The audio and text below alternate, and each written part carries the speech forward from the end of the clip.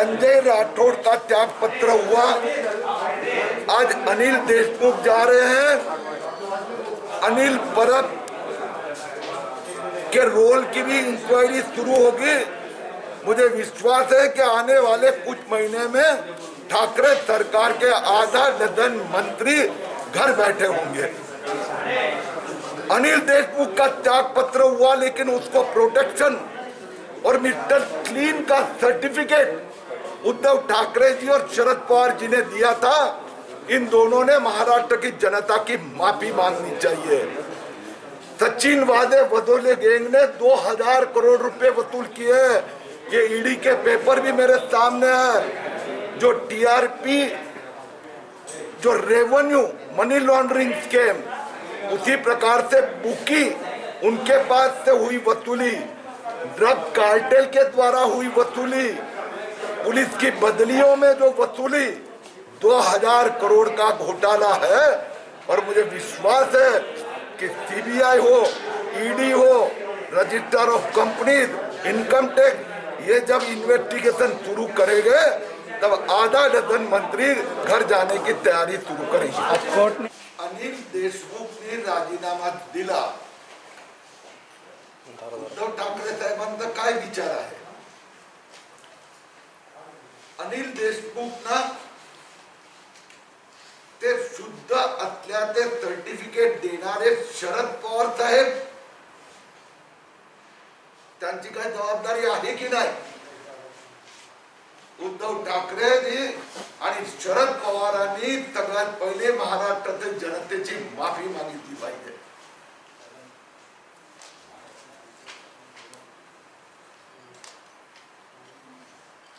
संजय राठोड गेले, अनिल देशमुख जात आहे।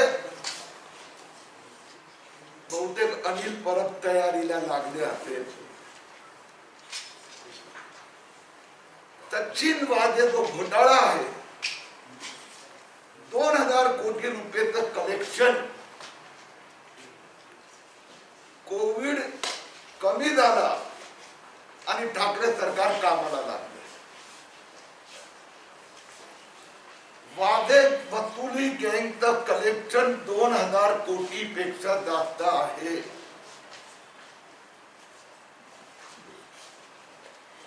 त्यात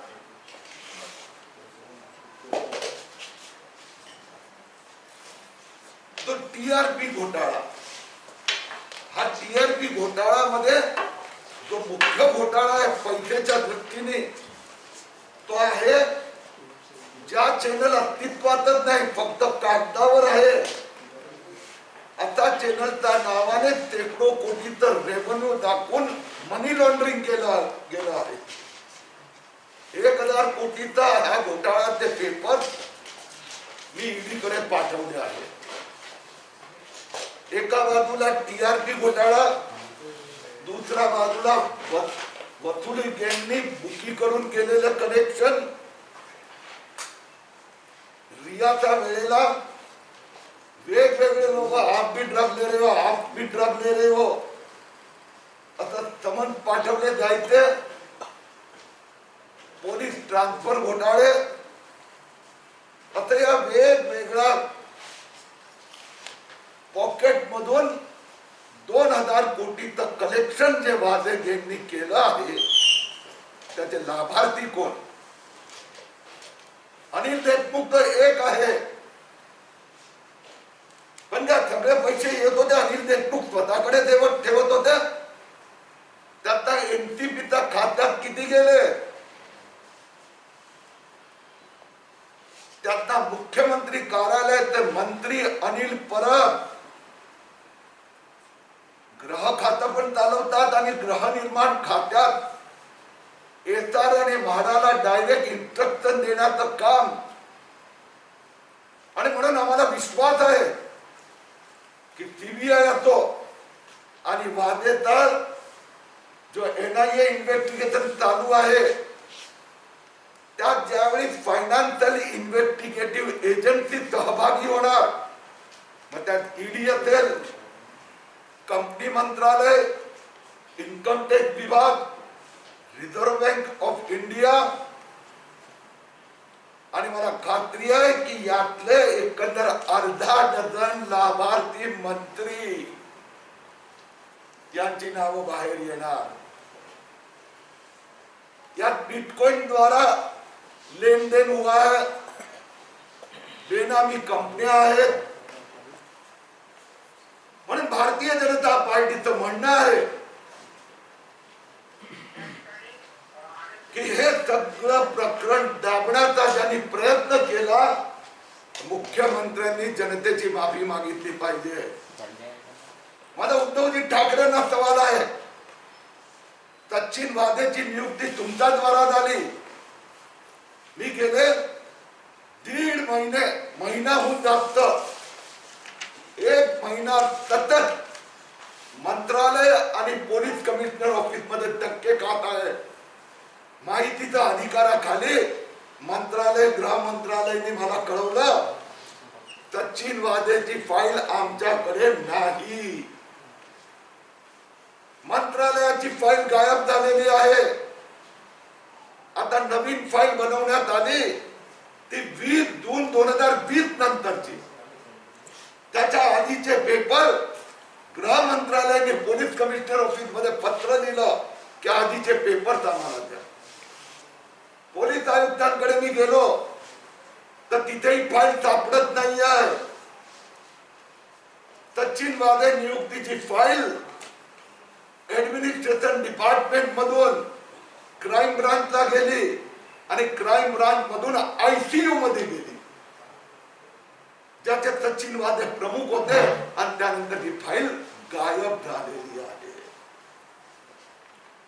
म्हणून एकंदर जो ठाकरे सरकारचा वसुलीचा धंदा ज्यावेळी पूर्णपणे बाहेर येणार, त्यावेळी किमान अर्धा डझन मंत्री, 2 गेले, उरलेले 4 हे घरी जाण्याच्या तयारीत आहेत. आज संभाजीनगर औरंगाबादला मी आलो होतो. आमचे अध्यक्ष अतुल सावे, डॉक्टर कराड,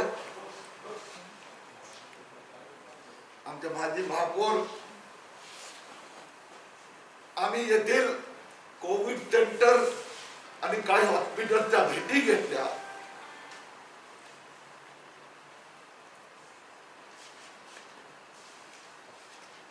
सगळ्यात पहिले हॉस्पिटल मिनी घाटी हॉस्पिटल मध्ये 31 मार्चला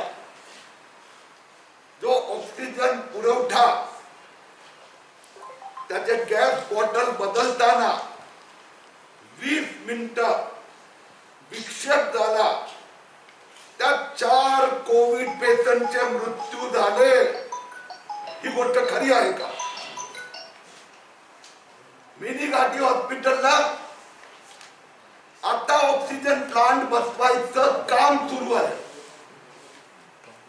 महाराष्ट्रातला 15 असे हॉस्पिटल, औरंगाबाद असो, पालघर असो, नाशिक असो,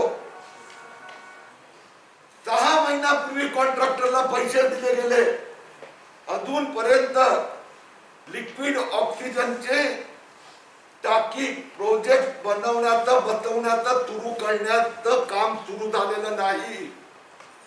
आणि त्याच्यामुळे जो ऑक्सिजन पुरवठा, कारण की ऑक्सिजन सिलेंडर बदलून दुसरा लावायला गेलो, त्या काळात जो हाय ऑक्सिजनवर डिपेंड पेशंटचे मृत्यू होते, त्याची जबाबदारी पालकमंत्री घेणार, सुभाष देसाई, की आरोग्य मंत्री राजेश टोपे घेणार. दुर्दैवाची गोष्ट अशी आहे की मिनी घाटी हॉस्पिटल मध्ये आम्ही स्वतः सगळ्यांनी गेल्या 6 महिन्याचा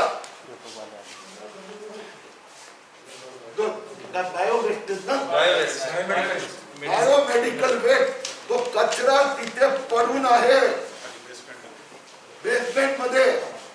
3 महिने, 3.5 महिने 1 किलो ही उचलला गेला नाही. नोव्हेंबर नंतर कॉन्ट्रॅक्टरने 1 किलो कचरा उचलला नाही 3.5 महिने. आणि आता पण रोजचा 250 किलो वेस्ट येतो.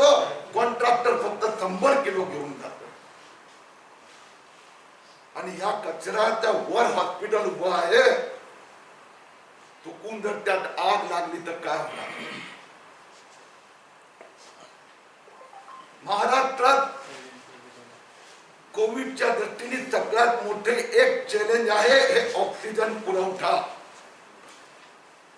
पण ठाकरे सरकारने गेल्या 4 महिन्यात या दृष्टीने कोणतंही काम केलं नाही. ऑक्सिजनची कमतरता नाही पडणार, प्रोडक्शन आणि सप्लाय मिळेल, पण ते देण्यासाठी जे हेल्थ इन्फ्रास्ट्रक्चर बसवलं पाहिजे त्या दृष्टीने या सरकारने काहीही केलेलं नाही. व्हेंटिलेटरच्या दृष्टीने पण हीच अवस्था आहे. मागणी आहे 400 ते 500 व्हेंटिलेटरची. 142 आले, त्यातनं 110 फक्त काम करतात. 32 व्हेंटिलेटर आता इन्स्टॉल झाले नाही किंवा त्याचा उपयोग होत नाही. म्हणून एका बाजूला वादे वसुली गेमच्या कामात व्यस्त ठाकरे सरकार आणि दुसऱ्या बाजूला हा जो कोविड चॅलेंज आली आहे, पहिली लाट होती ती डाऊन ट्रोडन मध्ये होती, ही मध्यम वर्गीयांमध्ये. मी पुणे असो, नाशिक असो, मुंबई असो, भिवंडी असो, पनवेल, कल्याण, डोंबिवली सगळ्या ठिकाणी फिरतोय. हे मध्यम वर्गीयांमध्ये जोरात लाट फैलत आहे. पूर्ण परिवार कोविडग्रस्त होत आहे. त्याला सामोरे जाण्यासंबंधी कोणतीही कार्ययोजना तयार करण्यात आली नाहीये. भारतीय जनता पार्टीची मागणी आहे की आवश्यक ऑक्सिजन पुरवठा संबंधी महाराष्ट्र सरकारने ताबडतोब एक व्हाईट पेपर तयार करावा. गरज पडली तर शेजारच्या राज्यांबरोबर, केंद्र सरकार बरोबर मेमोरंडम ऑफ अंडरस्टँडिंग करावं की काही महिने आम्हाला जर ऑक्सिजन लागला तर तुम्ही द्या. आणि वॉर फुटिंग लेवलवर गरज पडली तर आर्मीची मदत घ्या, आर्मीच्या इंजिनिअरिंग डिव्हिजनची. पण या सगळ्या हॉस्पिटलमध्ये ऑक्सिजन पुरवठा करण्यासाठी जे best health infrastructure, pipeline structure लागते त्याची व्यवस्था करा. राज्य सरकार कोविडच्या साठी रिस्ट्रिक्टेड मुवमेंटच्या दृष्टीने ज्या काही सूचना देत आहे त्यांना आमचा सहकार्य असणार. अनिल परब यांच्या संदर्भात स्पेसिफिक असं काय आहे त्याचा नंबर आहे, त्यांचं नाव येणार? अनिल सचिन वाझेची डीलिंग करण्याचं काम अनिल देशमुख आणि अनिल परब करत होते. दुसरी गोष्ट अशी आहे की हे आता जग जाहीर आहे की सचिन वाझे हे शिवसेनेचे कार्यकर्ते होते. मुख्यमंत्री उद्धव ठाकरे त्यांच्या पुनर्नियुक्तीसाठी गेले 3 वर्ष धडपड करत होते. त्यांची जी पुनर्नियुक्ती झाली आहे गैरकायदेशीर झाली आहे. 2004 मध्ये मुंबई उच्च न्यायालयाने याच्यावर बंदी घातली होती आणि तरीही 5 जून 2020 ला नियुक्ती झाली. त्या अफेक्टेड परिवाराने 20 जून 2020 ला मुंबई उच्च न्यायालयात परत कंटेम्प्ट ऑफ कोर्टची पिटिशन केलेली आहे. आणि ही फाईल गायब करण्यासाठी उद्धव ठाकरे सरकार जबाबदार आहे. तुम्ही जे आरोप करताय सध्या की शरद पवार आणि उद्धव ठाकरेंनी माफी मागितली पाहिजे, मात्र आता फक्त चौकशी एनआयए कडे देण्याचा निर्णय झालेला आहे. अजून गृहमंत्र्यांना दोषी ठरवलेलं नाही किंवा ते ह्याच्यामध्ये जबाबदार होते या संदर्भात कुठलेही पुरावे समोर आलेले आहेत, तरी सुद्धा माफी मागावी असं म्हणणं हे थोडंसं घाईचं होत नाही असं वाटतंय. मी क्षमा मागतो. आरोप शब्द हे महाराष्ट्राचा जनतेचा अवमान असेल. कारण की शरद पवार आणि उद्धव ठाकरेजी यांनी त्यांना मिस्टर क्लीनचं सर्टिफिकेट दिलं होतं आणि मुंबई उच्च न्यायालय एका सुनावणीत सांगतंय ऍडव्होकेट डॉक्टर जयश्री पाटील यांच्या याचिकेवर it has got substance. Mumbai उच्च न्यायालयाने सीबीआयला अधिकार दिले 15 दिवसात, आणि आता अनिल देशमुख मका राजीनामा देत आहेत. तर मुख्यमंत्री आणि शरद पवारांनी यांना का प्रोटेक्ट केलं, त्याची जबाबदारी त्यांना घ्यावीच लागणार. आता असंही म्हटलं जातंय की तुमचं सरकार असताना प्रत्येक मंत्र्यावर जेव्हा आरोप व्हायचे, म्हणजे मंत्र्यांवर आरोप व्हायचे, तेव्हा तुम्ही ती क्लीन चिट द्यायचं आणि ते मोकळा करायचं. तर या सरकारमध्ये तरी असं झालंय, आरोप जर झाले तर त्याला राजीनामा देऊन त्याची व्यवस्थित चौकशी सुरू केली जाते. तुमच्यापेक्षा हे चांगले आहेत असं म्हणणं आहे काही जणांचं. माझं असं म्हणणं की अशा प्रकारची तुलना आणि उदाहरण देणं हे अयोग्य आहे. कारण की त्या सरकारने काय केलं त्याची चर्चा आता सुरू नाहीये. मुंबई उच्च न्यायालयाने फडणवीस सरकारवर काय बोलले नाहीये. मुंबई उच्च न्यायालयाने मुंबई पोलीस कमिशनर गृहमंत्र्यांवर 1000 कोटी 100 कोटी रुपये पर मंथ कलेक्शनचा आरोप करतात. आणि उद्धव ठाकरेजी आणि शरद पवारना जर परमवीर सिंग खोटं बोलतायत, मग त्यांच्या विरोधात का डिसिप्लिनरी ऍक्शन नाही घेतली? आजपर्यंत कधीही कोणताही सरकारमध्ये सिटिंग पोलीस कमिशनरने असा आरोप केलाय. म्हणून विषय आहे तर सचिन वाझे हा शिवसेनेचा कार्यकर्ता, त्याला गैरकायदेशीररित्या मुख्यमंत्र्यांनी नियुक्ती केली, ती नियुक्तीची फाईल गायब होणं. म्हणून अशा प्रकाराने जे सत्ताधारी पक्ष विषयाला डावलण्याचा प्रयत्न करते ते हास्यास्पद आहे. तुम्ही आता 8 डझन मंत्री बातमी म्हणला, 2 नावं तर कळलेली आहेत, तिसरं तुम्ही आणि परत घेतले, आणि 3 कुठले मंत्री आहेत?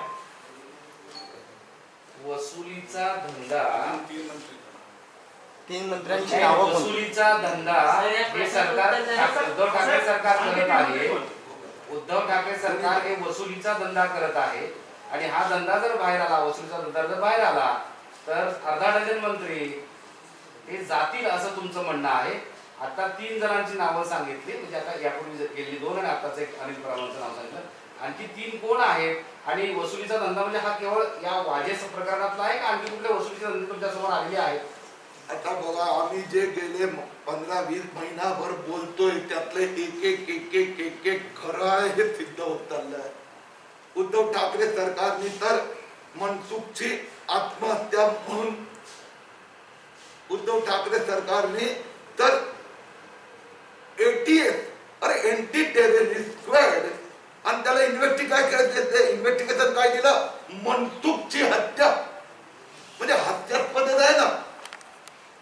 आणि सचिन वाझेचं कलेक्शनच्या ज्या गोष्टी बाहेर येत आहेत, 10 गाड्या आल्या बाहेर, अनेक बँक अकाउंट आले, नोट मोजण्याची मशीन आली, आणि त्या महिलांचं कोणाकोणाकडे येणं जाणं होतं पैसे देण्या घेण्यासाठी, हे सगळ्यात बाहेर येणार. या सगळ्या परिस्थितीमध्ये ऑपरेशन लोटस सक्सेस होईल असं वाटतं तुम्हाला? या सगळ्या परिस्थितीमध्ये आता जे काही भाजपचं चालू ऑपरेशन लोटस ते महाराष्ट्रात सक्सेस होईल? कारण मागे चर्चा झाली होती, आता आसाम, पश्चिम बंगाल हे सगळ्या, केरळ, तमिळनाडू झाल्यानंतर महाराष्ट्राचा नंबर लागेल. म्हणजे हालचाली तुमच्या सगळ्या वाढलेल्या दिसतंय. एनसीपी आणि शिवसेनेची ही एक स्ट्रॅटेजी आहे. त्यांचे केलेले पाप, त्यांची चोरी पकडली जाणं, त्यांच्यावर हायकोर्ट आणि ताथेरे जोडणं, त्यांच्या कमिशनर, त्यांचा लाडका कमिशनरने त्यांचा गृहमंत्रीला वसुलीचा धंदा करतो असं म्हणणं, तिथून अटेन्शन डायव्हर्ट करण्यासाठी आता ऑपरेशन लोटस, ऑपरेशन कमल आधी साहेब ही जी काळी कामं केली आहेत त्याचा जबाब द्या.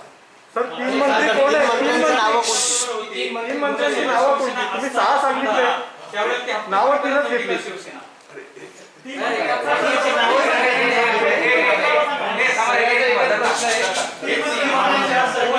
शिवसेना हप्तेखोरी करत नव्हती का? आता अचानक शिवसेना हप्तेखोरीच्या मार्गाला लागली का? 3 मंत्र्यांची नावे कोणती? तिघांपैकी एक जण. एक बोला. 3 मंत्र्यांची नावं आतापर्यंत आले, अजून 3 मंत्र्यांची विकेट पडणार असं तुम्ही म्हणताय. अजून 3 मंत्री कोणते आहेत? तोच प्रश्न आहे. तुमच्या सरकारमध्ये असताना शिवसेना हप्तेखोरी करत नव्हती आणि आता अचानक कशी काय हप्तेखोरी लागली? अजून ऐका प्रश्न. मुख्यमंत्री उद्धव ठाकरेजी तर सरकारच विश्वासघाताच्या आधारावर उभं राहिलं आणि कोविड मधला भ्रष्टाचार पण बाहेर आला. हे वाद्याची नियुक्ती ठाकरेजींनी केली आहे. पोलीस कमिशनर त्यांनी आरोप केले आहेत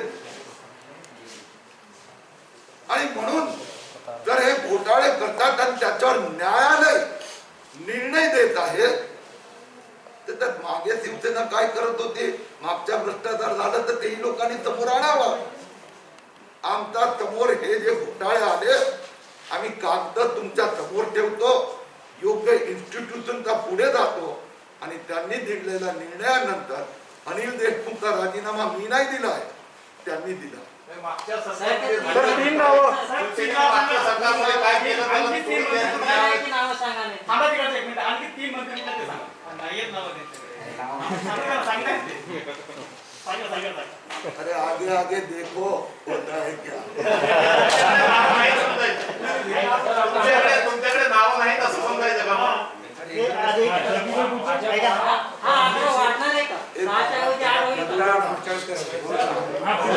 परमवीर सिंह जेव्हा टीआरपीचा घोटाळा काढला परमसिंग फार दोषी दिसत होते.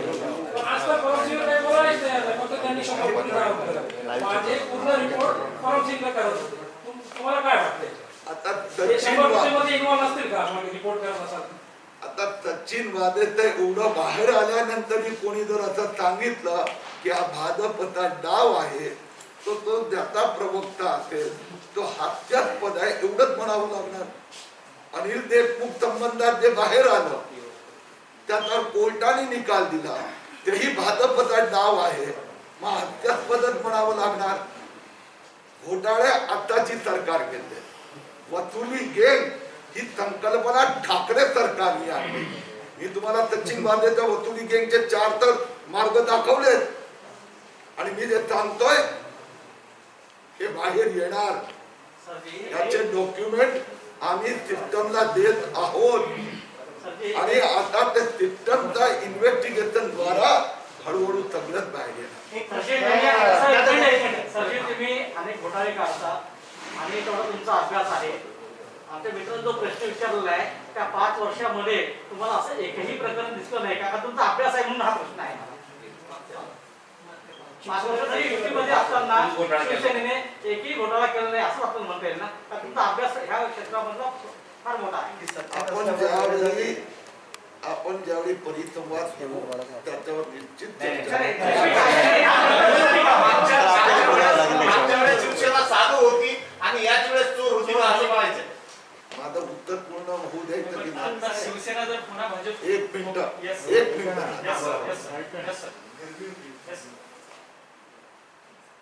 हे सगळं ज्यावेळी परिसंवाद होणार त्यावेळी निश्चित उत्तर देऊ. आज विषय आहे आणि गेले 6 महिने आज नाही आणि गेल्या 6 महिन्यात मी जे घोटाळे काढले ते सगळे पुराव्यानिशी काढले. अर्धा डझन लोकायुक्तकडे पिटिशन चालू आहे, काही हायकोर्टात चालू आहे, काही कोर्टाने असं न्याय दिलेला आहे. म्हणून वसुलीची सरकार ठाकरे सरकारची माफी मागावी लागते.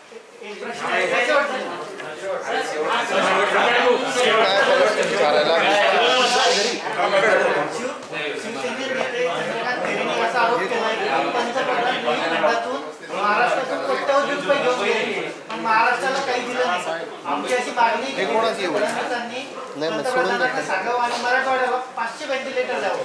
त्याचं उत्तर दिला गेलं आहे. की एका बातमीमध्ये असं आलं की महाविकास आघाडीची जी बैठक झाली त्या बैठकीमध्ये असा एक विषय समोर आला की हे सरकारमधले जे लोकमंत्री आहेत ते अधिकाऱ्यांवर विश्वास ठेवायला कमी पडले असं एक वाचलं. आणि विशेष म्हणजे हे जे अधिकारी आहेत जे आता नावं घेतले जातात ते सगळे भाजपच्या अगोदरच आतून जोडलेले आहेत असेही आरोप मधल्या काळात झाला होता, आताही होतो. नियुक्त शिवसेनेने केलं.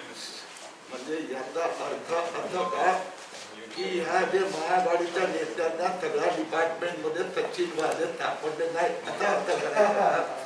ओके.